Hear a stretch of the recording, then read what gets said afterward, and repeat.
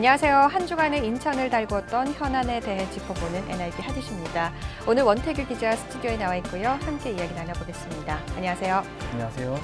네, 오늘은 어떤 소식 준비하셨나요? 네, 오늘은 지하도상가 상인들과 인천시의 갈등을 해소할 지하도상가 상생협의회가 운영을 종료했다는 소식을 가지고 왔습니다. 네, 알겠습니다. 이 부분 영상으로 보고 다시 한번 이야기 나눠보겠습니다.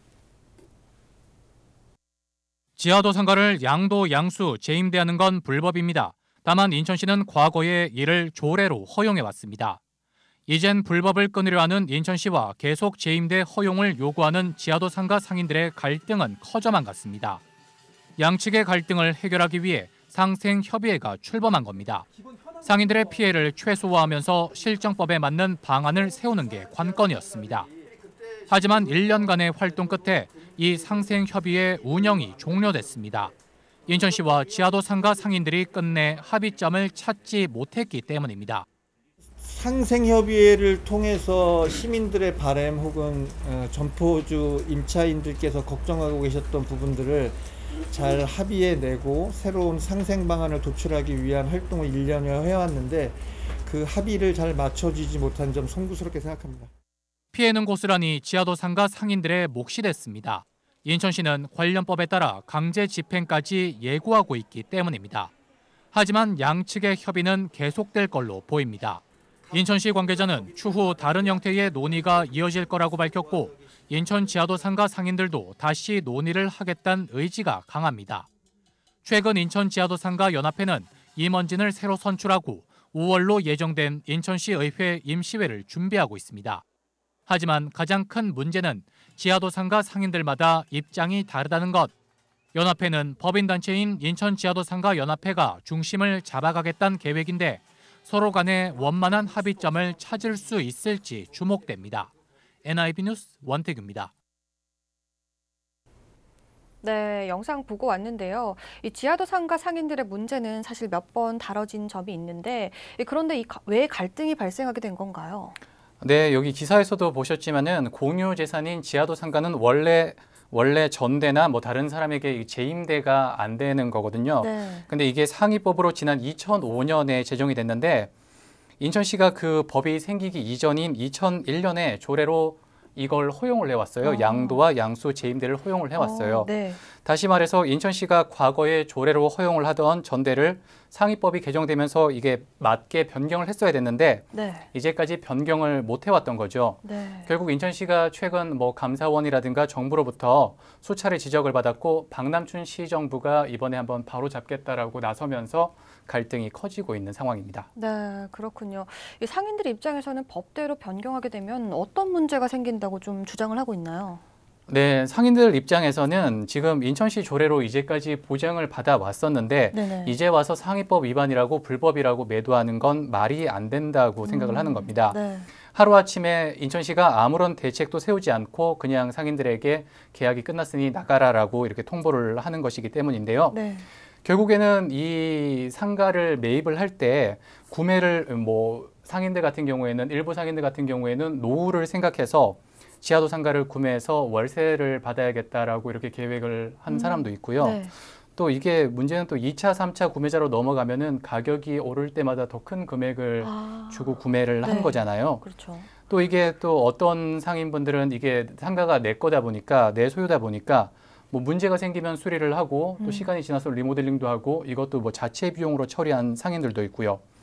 그런데 이런 피해 보상은 누구에게 어떻게 받아야 하나 뭐 이런 것들이 아직 전혀 정해지지 않은 거죠. 네, 알겠습니다. 그렇다면 인천시가 좀 너무 오랫동안 조례 개정을 미뤄왔던 건 아닐까요? 네, 그렇습니다. 인천에서는 지금 지하상가가 15개가 있고요. 점포 수는 3,500개 정도 됩니다.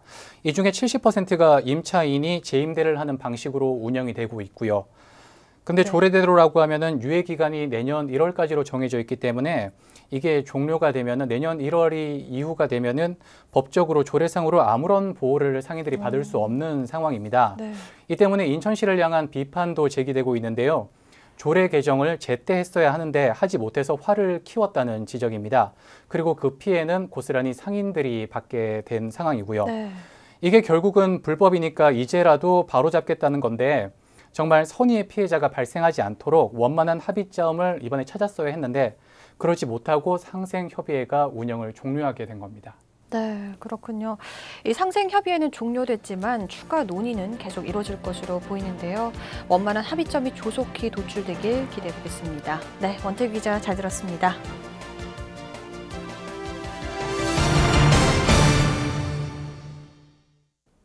이어서 수도권 매립지 반입 수수료 가산금에 관한 소식입니다. 수도권 매립지 반입 수수료 가산금은 매립지 주변 지역 환경 개선과 주민 복지를 위해 마련됐는데요. 하지만 본래 목적과 다른 용도로 인천시가 사용하고 있고 최근 대체 매립지 조성 비용도 이 반입 수수료에서 충당하기로 하면서 논란이 지속되고 있습니다. 배상민 기자의 보도입니다. 인천시 특별회계에 지원하고 있는 수도권 매립지 반입 수수료 50% 가산금. 매립지 주변 지역 환경 개선과 주민 지원이라는 당초 목적 이외로 전용돼 논란이 계속되고 있습니다. 2016년부터 지난해까지 가산금과 부지 매각 대금 5,678억 원이 시 특별회계로 입금됐지만 매립지 주변 지역에 사용한 금액은 10%가 채 되지 않습니다. 이마저도 인천시는 행정복지센터 건립 등 일반 회계로 써야 하는 비용을 특별회계로 집행했습니다. 여기다 인천시 의회가 최근 영흥도의 건립을 추진하는 자체 매립지 조성 비용 620억도 매립지 특별회계로 사용을 결정한 상황. 지난달 열린 수도권 매립지 공사 운영위원회에선 이 문제가 긴급히 논의됐습니다. 서울시, 경기도 등은 반입수수료 50% 가산금의 사용 내역을 수차례 요청했지만 인천시가 제공하지 않았다고 지적했습니다. 가장 큰 문제는 투명성이었다고 봐요. 그러니까 투명성이 없으니까 신뢰에 문제가 생긴 거다. 왜냐하면 사전에 양해를 구한다든지 지역 주민들은 이 지역 특별회계도 지역 주민들의 환경 개선을 위해서 사용돼야 된다고 생각하는데 실질적으로 이 지역의 환경 개선을 위해서 크게 기여한 게 없다고 판단되기 때문에 오는 15일 열릴 임시운영위원회에서 특별회계 전용 방지 대책을 논의할 계획입니다. 결과에 따라 시 특별회계에 지급할 예정인 지난 분기 가산금 186억 원 입금이 보류될 가능성도 배제할 수 없습니다. BTV 뉴스 배상민입니다. 이번에는 스쿨존 관리 실태와 대책을 점검하는 시간입니다. 그동안 묵살됐던 목소리가 다행히 이번에는 대부분 반영되는 것 같습니다. 경찰은 사고가 발생한 학교 주변의 제한 속도를 낮추기로 했는데요. 횡단보도를 옮기고 과속 방지턱을 신설하는 등 시설도 개선하기로 했습니다. 이형구 기자가 취재했습니다. 한순간의 사고로 친구를 떠나보낸 중구의 한 초등학교. 정문에 마련된 추모 공간에 국가꽃이 하나둘 쌓입니다. 인형부터 간식거리까지 선물을 건네며 마지막 가는 길을 배웅합니다. 아이들이 어른들에게 전하는 간절한 소망, 바로 안전한 등굣길입니다. 트럭이 조금만 다녔으면 좋겠어요. 학교니까 트럭이 애들이나 애들을 위해 가지고 조금만 다녔으면 좋겠고 그 애에 대해서는 너무 슬퍼요. 대책은 뭘까? 경찰청은 사고 발생 학교의 지역구 국회의원을 찾아 그동안 마련한 개선 사항을 보고했습니다. 먼저 논란이 됐던 제한 속도를 낮추기로 했습니다. 현재 시속 50km인 제한 속도를 30km로 하향 조정하기로 했습니다. 사고가 난 학교부터 신흥초교 앞까지 보구역 전체 약 1km 구간이 모두 포함됩니다. 학교 앞 안전시설도 개선한다는 계획입니다. 사고가 발생했던 건널목은 뒤쪽으로 위치를 옮깁니다. 또 신호등 앞에 차량이 속도를 줄일 수 있도록 과속 방지턱을 설치하기로 했습니다. 이를 포함한 주변 건널목 4곳에 바닥형 보행 신호등을 설치합니다.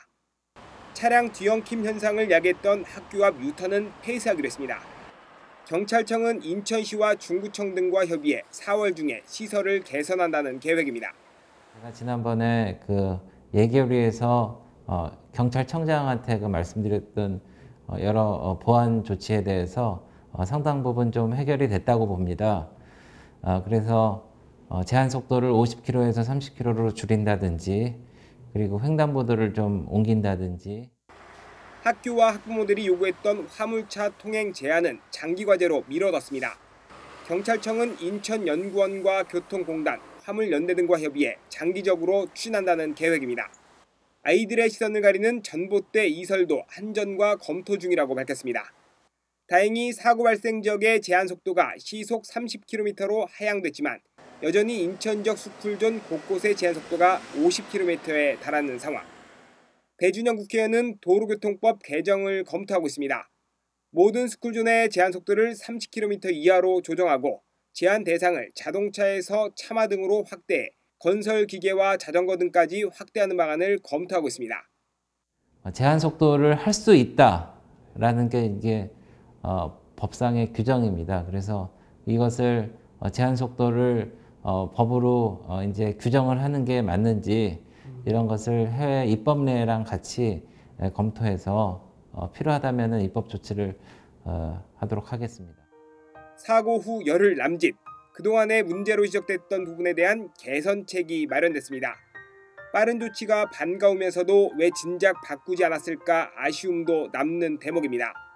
장기 과제로 미뤄진 스쿨존 내 화물차의 통행 제한, 그리고 다른 지역의 제한 속도 하향 조정 등의 남은 과제도 빠른 시간 내에 결과가 도출되길 기대해봅니다. PTV 뉴스 이영우입니다.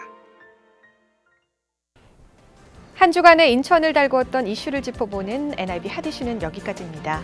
저희는 다양한 지역 소식을 빠르고 정확하게 전달하기 위해 최선의 노력을 다하겠습니다. 함께해 주신 여러분 고맙습니다.